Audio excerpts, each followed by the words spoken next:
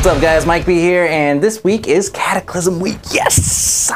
Oh man, whew. Sorry, I was waiting so long to get into that thing, and now I am in, and now I have tons of footage to show you guys, and this week we're starting off with Worgens.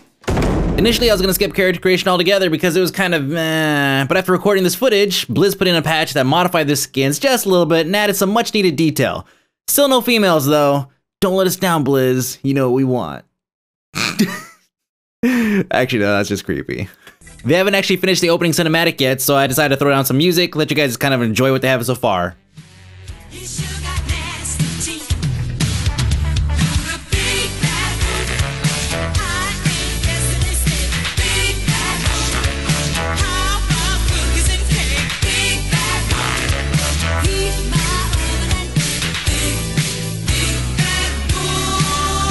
You start off as Random L Whitey, and I made sure to immediately transfer over some BOAs, necessary pets, some gold, and a couple leftover Wintergrass accommodations. For no good reason, to be honest. Your first quest is to seek out LT Walden for instructions on evacuating the town, which is currently under attack by parkour zombies or something. Come to find out, LT is dead, and I guess he was just out of /yell range. Really? That sucks. The follow-up quests you get are to assist the evacuation by showing civilians how to open doors and showing guards how to do, like, any amount of damage. Now, I know this may be like a minor detail to some, but to me, this is a big deal. I'm always hiding my cloaks on the low levels, but you know what? This thing is sweet. Didn't take long for me to find the warrior trainer here, and he had a quest for me. He was clearly preoccupied and didn't want to really interrupt his rhythm here, so I just kind of carried on with my business. There are plenty of these kill X amount of Y quests, and I totally didn't mind because I'm pretty much a killing machine for some odd reason. They do mix things up a little bit though. Here's a quest where I'm basically holding the fort for about 2 minutes, just fighting off mobs left and right. Don't get experience for any of them, which is great, fantastic. Once you're done, you turn in the quest, and that's pretty much it. But things really pay off when you catch on to all the phasing that's going on around you. For example, see right here, there's a door, there's nobody standing around, kind of quiet, right? Go down here, I'm gonna talk to a dude here. He's freaking out about something. Turns out he's a werewolf. White people showed up, saved the day, talk to him, get new quests, go outside, and whoa, this dude here, what's going on? He wasn't here before, Lord Crowley. Turn around again, all kinds of stuff going on, right? Epic phasing. But that's nothing compared to what's coming up. The next quest involves downloading the half-naked guy's clone using your vehicle's ability. Almost immediately followed by another quest requiring that you ride tandem again with another stud while lobbing nades at Team Jacob. After that, you get to bust out the big guns to help fight off the invaders. Fortunately though, it just isn't enough and you are eventually pushed back into the cathedral, slaughtering X number of Y furries over and over again. BOAs are OP. Oh, let's go take a look outside. Ooh, phasing. Anyways, turn this quest in, Blizz makes a funny, and the next thing you know, you're shackled. Long story short, they believe that you can be saved, and they let you free. I decided to pop open my spellbook and check out my racial, which, first of all, my spellbook looks awesome, and second, my racial is equally as awesome. A 70% speed increase, 3-minute CD, really? Now don't get too excited, rogues, this is gonna share a cooldown with your sprint. Warriors, on the other hand, Dark Flight plus Blade Storm equals f***ing instant win? Holy crap. Enjoy it while it lasts though, because we all know how Blizzard rolls. This is gonna be nerfed 2 or 3 months after the release. The story here is that you're being invaded by the Forsaken. Now, lots of epic phasing again. 2 seconds ago there was nothing going on, and now all of a sudden there's just all kinds of madness going on everywhere. The first handful of quests you get involve killing 10 or something of these raiders, and then you have to kill these abominations. Now, you don't just have to kill them, you have to do this in kind of a unique way. You take these barrels, you throw them at their heads, and then half naked dude with the sniper rifle, who half the time is not even pointing in your direction, shoots the barrel, boom. You do that about 4 times and you move on. Pushing forward to the Forsaken ships, you come across a group of people taking shelter in the basement of this house.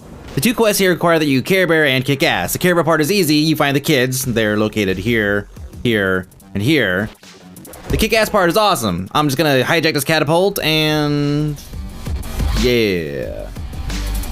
Just take out the 3 named mobs, ensuring that you don't group with anybody to maximize griefing potential, and you're done. Now it's time to take on one of the leaders, Dark Ranger Thalia. Do not try, or Thyala, or I don't know, whatever. They just throw a bunch of consonants together and a couple of vowels and they call it a name. Anyways, so while you're attacking her, you gotta call the hounds. The hounds come in and help you kill her. You cannot solo her without her. You can't even get a group together to take her out. You have to use the dogs.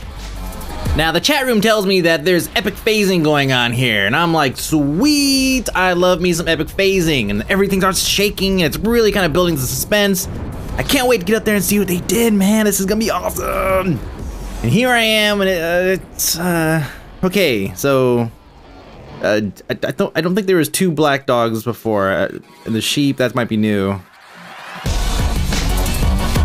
The house, okay, that's cool. The house changed. It's like a tornado came through or something. That's interesting. It's good. I like it, Blizzard. Thanks.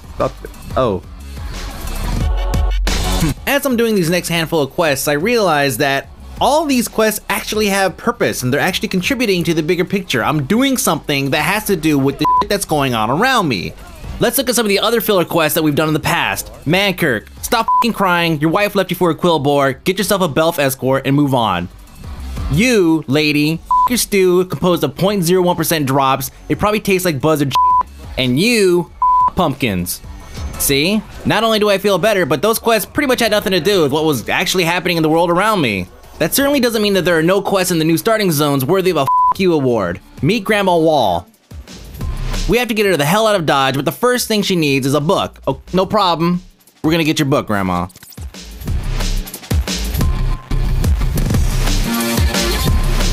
All right, there you go. Okay, let's go, Grandma. Let's get out of here. Oh, okay, fine. We'll get you some nice clothes. All right, there we go. Okay. All right, I'll go find your cat. All right, I'm gonna find your cat.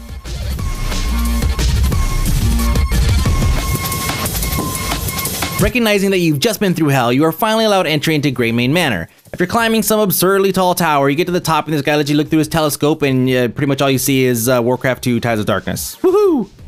Lots of garbage yet relevant quests follow this, with only a few worth noting. For example, this guy, after ninjaing his banner, don't mistake him for another Hogger Elite, he will f**k you up. Then there's a stealth assassin quest where you kill 2 name mobs and the quest reward is this awesome hat. And it's not really the fact that this hat is awesome, because it is awesome by itself. It's the fact that pretty much no other race can get it. GG.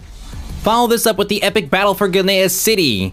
Here you are pretty much immortal, and even so, your assistance does practically nothing since all of your allied NPCs are just destroying the Forsaken. So just follow the guy on the horse, and you'll eventually get to Sylvanas. Here you get to take a few shots at her. Doesn't really mean anything, but I wanted to go ahead and point out at this point here, she meant to shoot this guy. But guy number 2 here miraculously jumps in front and takes a bullet. This scene either needs some serious reanimating, or Sylvanas has the range weapon skill of negative what the fuck.